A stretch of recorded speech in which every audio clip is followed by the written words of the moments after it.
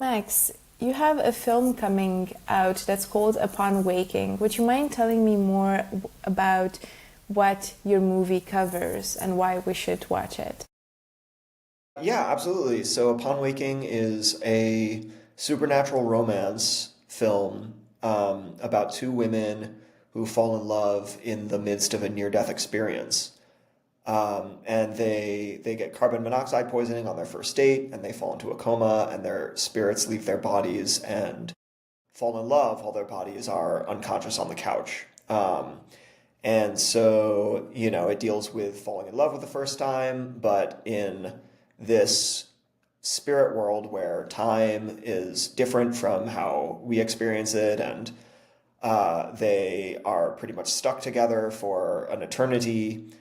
And they, in the course of falling in love with each other, they also need to deal with their insecurities, their self-hatred, and um, their pain, which takes the form of this kind of shadow figure that haunts them throughout their experience in the spirit realm. That sounds like a big kind of a topic, very elaborate. So, what got you interested in this NDE space, first of all?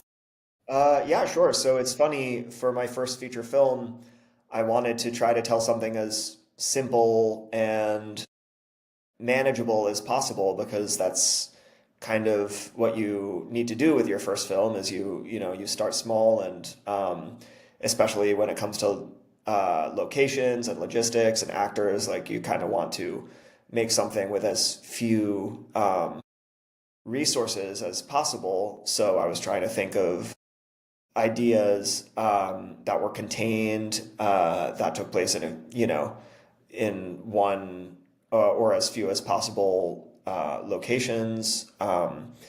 And that approach just really wasn't working. I was kind of trying a whole bunch of different ideas, and I would write myself into a corner, and it wasn't working for a really long time.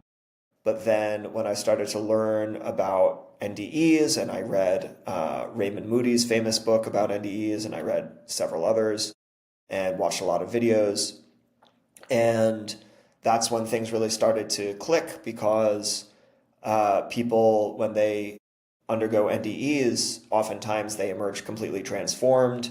They have a completely different outlook on life, and they see things, completely differently, and they have a whole new perspective.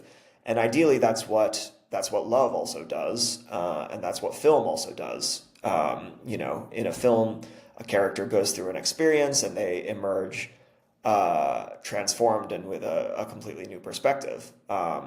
So the idea of combining an NDE with the transformative power of love and the transformative power of filmmaking was really compelling to me, and that's how it all got started. Oh, I can absolutely imagine. And one of the things that you mention is the power of love, and this being something that really came through to you when researching NDEs. So I'm very glad that that's one of the main topics of the film. And in the movie, I hope we're not giving too much away, but the two girls need to learn to love themselves to be able to come back to this reality. Why did you choose this? And is this something that you think in today's world we need to do more of? Is it important? Yeah, I think so. I think more people should love themselves, and yes, certainly. I guess so. I often write a lot about characters who struggle to forgive themselves, either for something they've done or some defect that they think that they have, and characters that struggle with insecurity and self-loathing on some kind of level. I often find myself coming back to those types of characters and writing those types of stories. And yeah, and I find that a very, compelling and necessary story to tell. And in this film, the two characters, they have a lot of pain from their past, And ordinarily on a first date, you wouldn't talk about your pain and your trauma. You would just talk about what you would like to watch on Netflix. But the fact that these characters are trapped together for,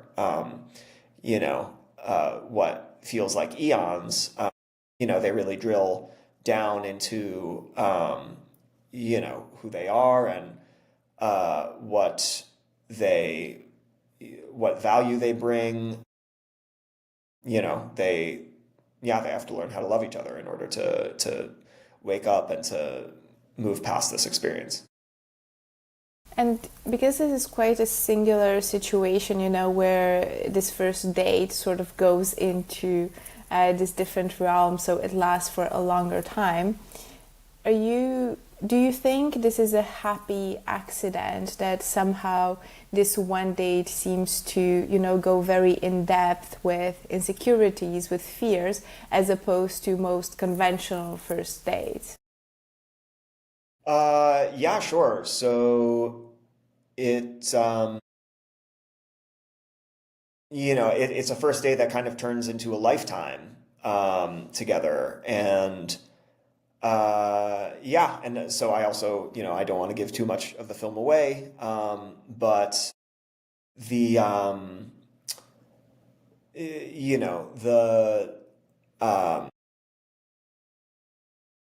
the the characters, so they don't like each other in the beginning.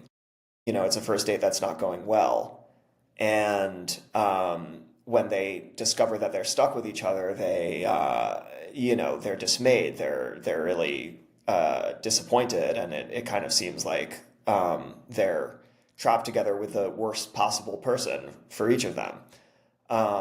But through time and through opportunities for connection and to let the relationship blossom, they realize that they are actually the perfect person to be trapped together with, because they complement each other so well and have the ability to heal each other's particular wound so well. That makes a lot of sense. I mean, it's probably a coincidence, but I,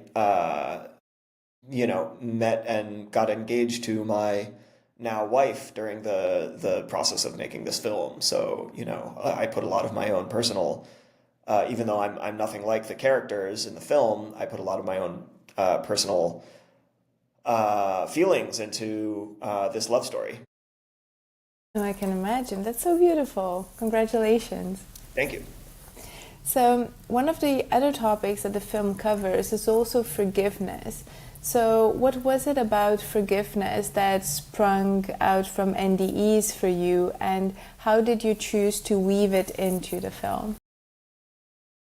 Yeah, I don't know if it necessarily sprung from NDEs themselves, although people, when they undergo NDEs, they often, experience a review of their life and come face to face with the mistakes they've made or missed opportunities, but then they are often accompanied by this kind of all-knowing and all-loving presence that helps them to forgive their shortcomings.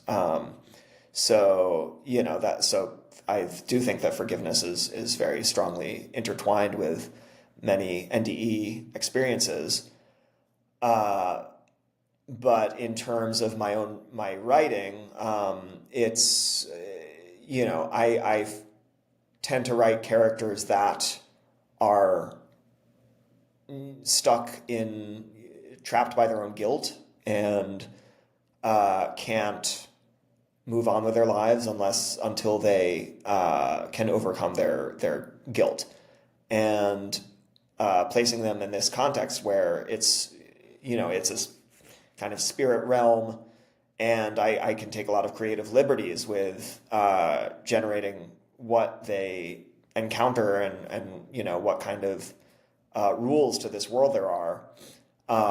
The ability to personify their fears and insecurities and doubts into this shadow character that haunts them was very compelling to me, because it kind of, gave me the ability to take their the pain that they needed to overcome and manifest it into an adversary. So when you write these kinds of characters, if they were to not overcome those challenges, the trauma, the past, whatever it is for them, what would happen? I think they would be in a bad spot. Yeah, I mean, unless you're making kind of a tragic movie in which characters, they succumb to the obstacles that are placed in front of them, and it's kind of, and they fall victim to their own flaws. That's certainly a type of movie that exists, and and some very effective tragedies have been made, as going back to the times of the Greeks and Shakespeare and et cetera, et cetera. But the kind of stories that I like to tell are, even if they get dark and they get intense, ultimately I want the characters to overcome their what's holding them back and overcome their obstacles. And even if they don't necessarily get what they want, they get what they need. And that's kind of a major distinction between tragic stories and stories that tell kind of have a more uplifting arc where the characters overcome their obstacles.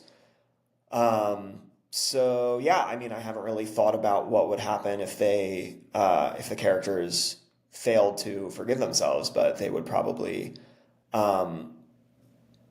live a much sadder and more diminished existence at the end of the film than they would have if they had been able to overcome their shadow.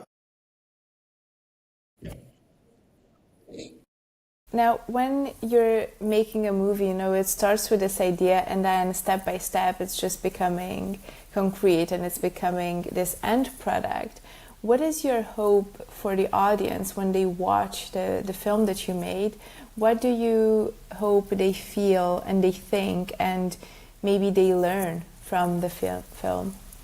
Yeah, so I have had the privilege of screening the film at several film festivals and watching it with audiences, and I have come to learn not everyone gets the film, but the people who do get it, they really connect with it, they really resonate with it.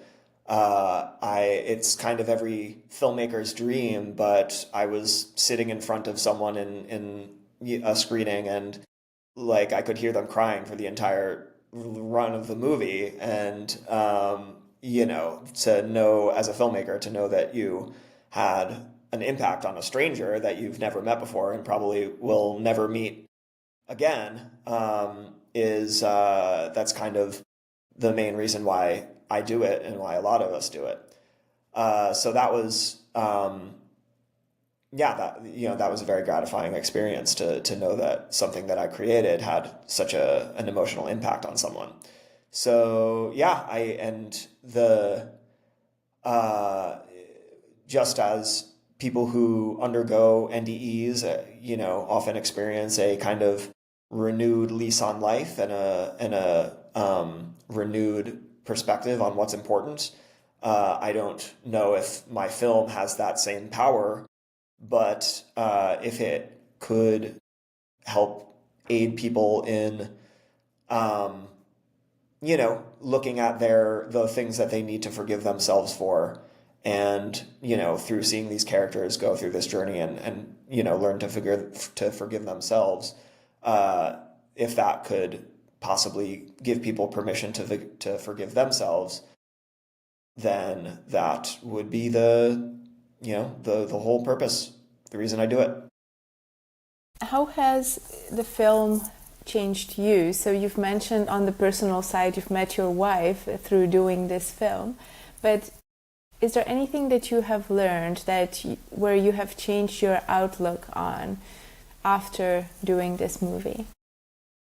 Yeah, well, when you make any movie, but I feel like especially with this movie, it's such a leap of faith where there's so many uncertainties and so many unknowns and so many things that almost go wrong, that you you can't plan for everything, and you have to be a bit foolish and kind of insane in the amount of risk that you're willing to take on because you just have to commit to creating this thing, even with all the many pitfalls that are along the way. And so, yeah, making this movie really taught me how to just take a leap of faith and trust that things will work out, even though you have no factual reason to believe that they will, that, things, the puzzle pieces often fall into place when you just take the jump and say, I don't know how I'm going to do this thing, but I'm going to do it. So tell me more about the release. You've had a few screenings. When is the movie going to be released and where can we watch it? Sure. So it'll be released on Valentine's Day, February 14th, on Amazon and a couple other streaming services, Fandango, Hoopla, um, and some cable networks. I know it'll be in kind of English-speaking territories, so the U.S., Canada, Australia, New Zealand, UK. I'm not sure it'll be in other non-English speaking territories. And then, it'll continue to be rolled out over the next few months on additional streaming services. But after Valentine's Day, if you just look up where to watch Upon Waking, I'm sure the internet will direct you on how to do it. Awesome. And for everybody that's maybe a bit on the fence on whether they should be watching it or not, what would you say to them? Why should they watch the movie? That's a tough question. I guess I would say you might just heal your soul. Who knows? I'm not going to make a guarantee, but people have come up to me and told me that it was a very healing experience for them, and so it it at least has the possibility of you know of helping people to forgive themselves, and that's whatever possibility that is, that's a golden opportunity. Absolutely, I couldn't agree with you more. So I'm very much looking forward to watching the movie myself.